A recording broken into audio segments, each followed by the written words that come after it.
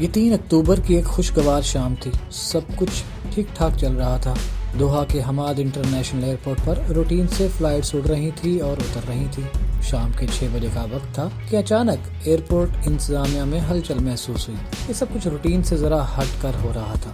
انتظامیہ کے کچھ لوگ ٹوائلٹس کی طرف دوڑ رہے تھے اور کچھ تیزی سے اپنا موبائل نکال کر نمبر ڈائل کر رہے تھے۔ کچھ بھی سمجھ میں نہیں آ رہا تھا کہ آخر ہو کیا رہا ہے کہ اچانک ٹوائلٹ سے انتظامیہ کا ایک بندہ سفید تولیے میں لپٹی کوئی چیز بڑی احتیاط سے تھامے برآمد ہوتا ہے۔ سب اس تجسس میں ہے کہ آخر وہ ہے کیا۔ یقیناً آپ بھی جاننے کو بے چین ہوں گے کہ تولیے میں لپٹی ہوئی چیز آخر ہے کیا۔ آپ کو ابھی بتاتے ہیں، مگر اس سے پہلے اگر آپ نے ہمارا چینل سبسکرائب نہیں کیا تو سبسکرائب کر لیں اور بیل آئیکن کو بھی پریس کر دیں۔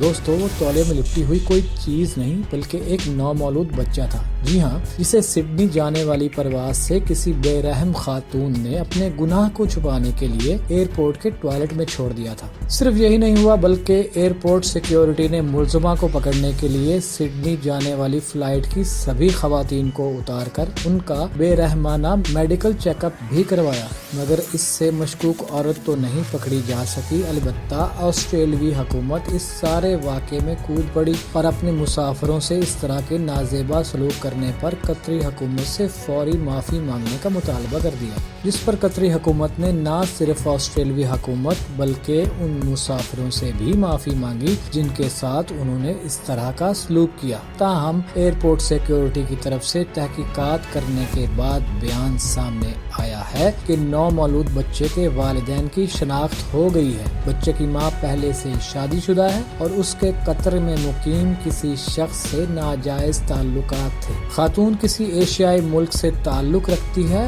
بچہ پیدا کرنے کے بعد اس نے اس کی تصویر بچے کے ناجائز باپ کو بھیجی اور بچے کو ٹوائلٹ میں چھوڑ کر فرار ہو گئی۔ اس خاتون کو اپنے ملک سے گرفتار کر کے کب واپس لایا جاتا ہے، قطری حکومت اس پر بالکل خاموش ہے۔